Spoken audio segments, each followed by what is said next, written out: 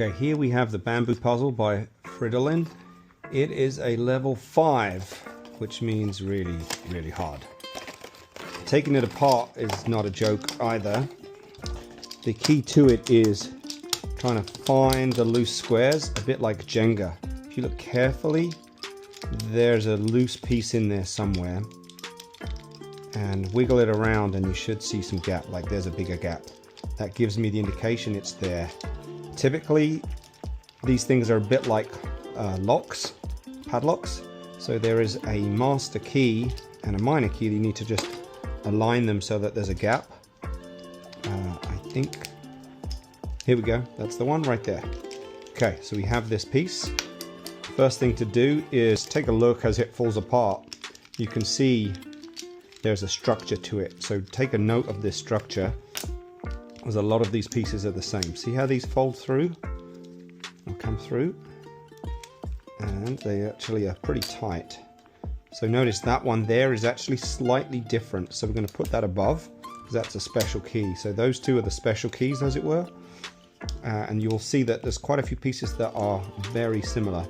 Also note this is not completely symmetric. There is a row of 6 and then there's 2 bars of 3 on each side. So if we give this a whoops, we can pull it apart. There we go. Mix them around so we know we're not cheating. Align everything so that you have the pieces together.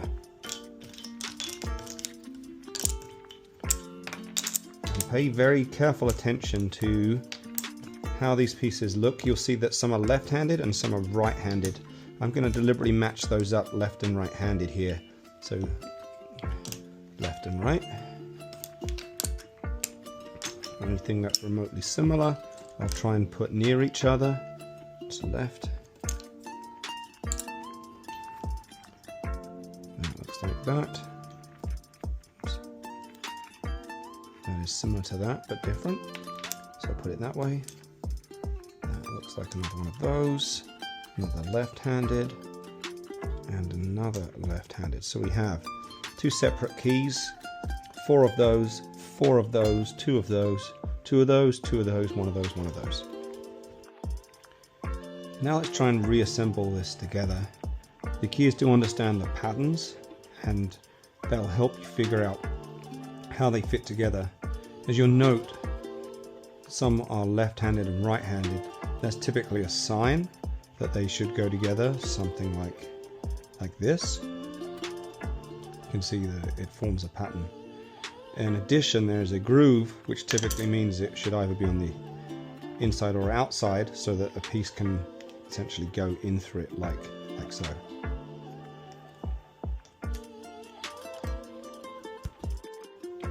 And what I did when I got this together is I figured out that like for like and spin around is the way to go. So I take 2 of these pieces and I take these 2 pieces and I flip them around so that they make a pattern. And then you'll note how these fit together like this. So what I try and do is take, for example, 3 of these and fit them in so that they make a shape that will hold itself together.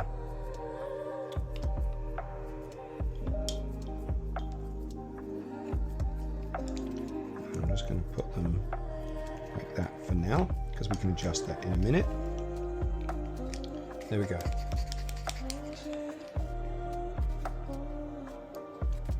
So now we have our starting shape. Next thing I'm going to do is look at the patterns we have, and let's start with these. I'm going to take these as well. So these 2 pairs, again similar to here, we're going to put this set in the middle, and I'm not sure which way around it goes just yet, so we're going to give it a try, but I'm going to keep that T shape up top.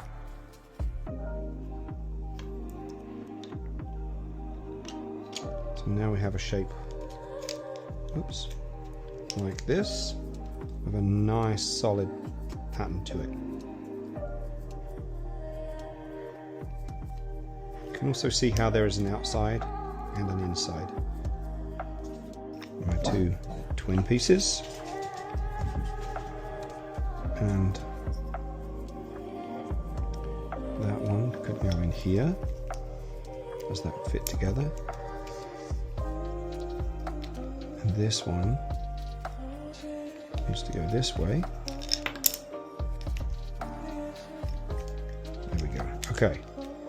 Now, that almost works apart from these around the wrong way here. And I think therefore what I need to do is switch these end pieces. So again, all I'm doing is just adjusting it so that it fits together like a jigsaw puzzle. There we go. Oops. Dang. Okay, where'd that piece fall from?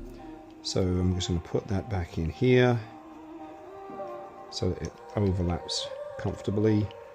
And again, with this, overlaps comfortably. There we go. Now we've got a piece that slides in and out. We've got our T in the middle. And this is looking like there's some shape and structure to it, which is exactly what we need to get this correct. Okay. I think this is essentially the penultimate stage. So we've now got this looking solid. So what we need to do is notice that this is the 6th row here. That's why it's so long. And we have 2 in the middle already.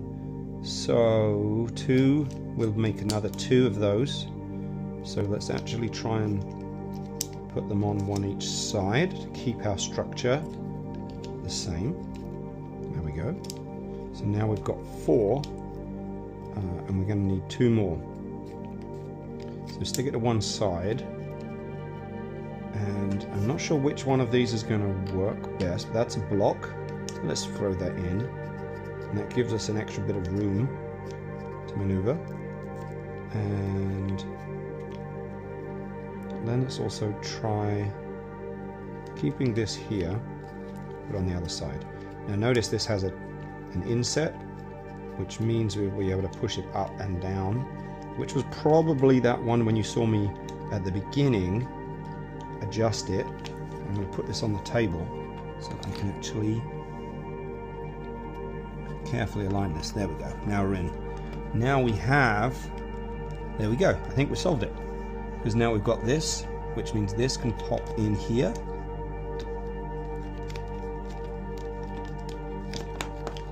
And push it to the side.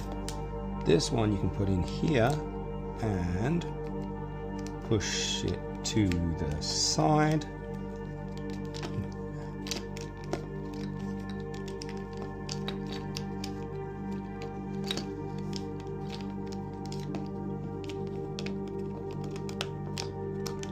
Notice these pieces are not exactly cut to perfection, which makes it a little bit more interesting. So you have to just wiggle it sometimes to get it to fit together and really like flatten it, shape it. You can see that's poking up there, which means it's going to struggle. And in addition, I remembered one of these pieces is a bit wider, so it's not quite as simple as what I just said, and that's why, because there's a notch here, so that's where that notch goes.